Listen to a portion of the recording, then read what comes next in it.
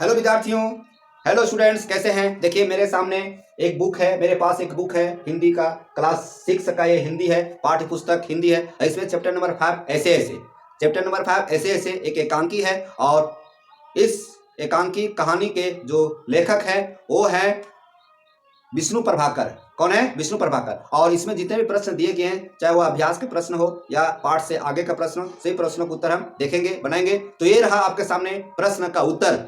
पहले लेखक परिचय देखते हैं। तो यह जो कहानी है लघु नाटक है जो विष्णु प्रभाकर के द्वारा लिखा गया है। विष्णु प्रभाकर का जन्म 1912 ईस्वी में तथा मृत्यु 2009 ईस्वी में हुई। हिंदी के कहानी, उपन्यास तथा नाटक के क्षेत्र में विशिष्ट प्रतिभा संपन्न रचनाकार थे। इनका जन्म मुजफ्फरनगर, उत्तर प्रदेश के एक गांव में हुआ था। इन्होंने प्रारंभिक शिक्षा हरियाणा हिसार में प्राप्त की और सरकारी नौकरी से ज़िंदगी की शुरुआत की। सरकारी नौकरी में वे थे। नौकरी छोड़कर इन्होंने स्वतंत्र लेखन अपनाया। स्वतंत्र लेखन के लिए उन्होंने नौकरी छोड़ दी।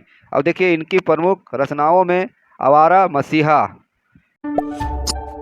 जो कोई तो निशिकांत उपन्यास है, गंधार की भिक्षिणी नाटक है, ज्योतिपुंज हिमालय यात्रा वृत्तांत है, जन समाज और संस्कृति निबंध संग्रह है आदि प्रमुख है। मतलब ये सब उनकी रचनाएं हुए। अब देखते हैं पाठ सारांश।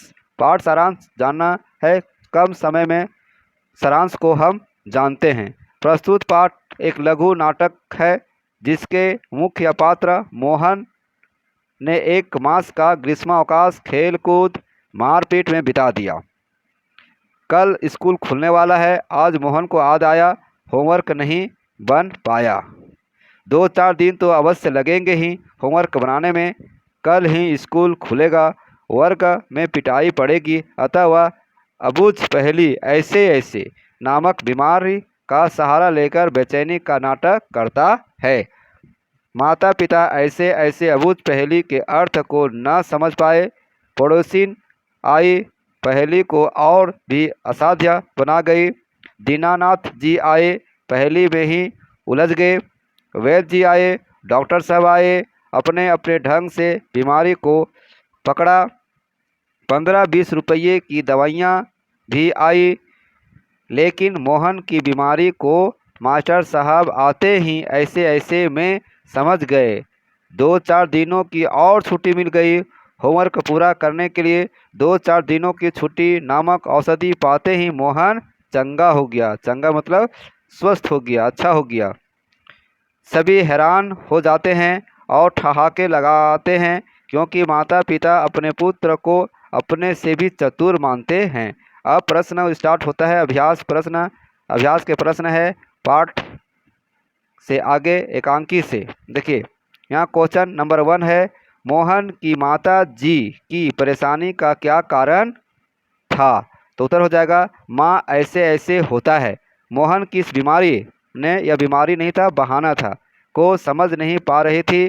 दूसरी तरफ मोहन माँ को देखकर और भी अधिक बेचैनी का स्वांग मतलब नाटक दिखाता था, इसलिए माँ घबरा रही थी। दूसरा प्रश्न है, वैद्य जी ने ऐसे ऐसे होने का क्या कारण बताया? तो उत्तर है वैद्य जी ने मोहन के ऐसे ऐसे का कारण प्रकोप बताया। कारण क्या बताया? प्रकोप। पेट में कब्ज एवं पेट साफ नहीं होना इसका कारण बताया। तीसरा प्रश्न है, डॉक्टर साहब ने ऐसे ऐसे का मतलब क्या निकाला? तो उत्तर हो जाएगा डॉक्टर साहब ने मोहन के ऐसे ऐसे का मतलब बदहजमी बताया। कभी कभी पेट में हवा रुक जाती है, उसी से ऐसी ऐंठन एवं दर्द होता है, ये डॉक्टर साहब ने निकाला।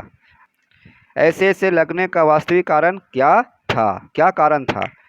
तो आंसर हो जाएगा मोहन ने स्कूल का टास्क मतलब होमवर्क नहीं बनाया था, इसलिए ऐसे ऐसे का दर्द मतलब बहाना इसी कारण था। यही कारण था कि ऐसे ऐसे उन्होंने बहाना रखा था। पंचवा क्वेश्चन है, मास्टर साहब ने मोहन को कैसे ठीक किया? तो उत्तर हो जाएगा उन्होंने उसे स्कूल न आने को कहा, मतलब स्कूल से छुट्टी दे दिया गया। 2 दिनों की छुट्टी दे दी तब वह ठीक हो गया। मतलब बहाना था, स्कूल नहीं जाना चाहता था, स्कूल का होमवर्क नहीं बनाया था।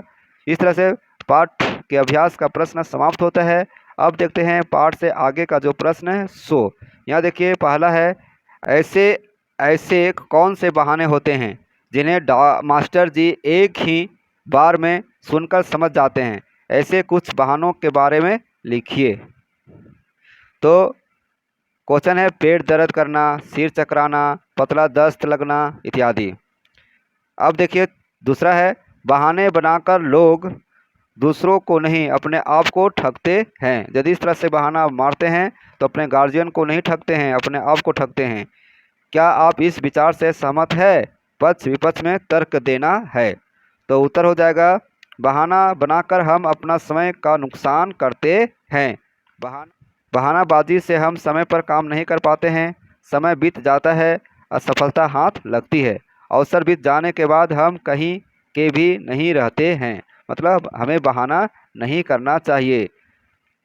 वहीं बहाना बनाकर किसी फालतू काम या जगह पर हम नहीं जाते हैं, इससे कीमती समय बचता है और हम परेशानी से बच जाते हैं। से हम सभी प्रश्नों का उत्तर देखे हैं। देखिए 5वां क्वेश्चन है, ये भी देख लिए। अब आ गया ये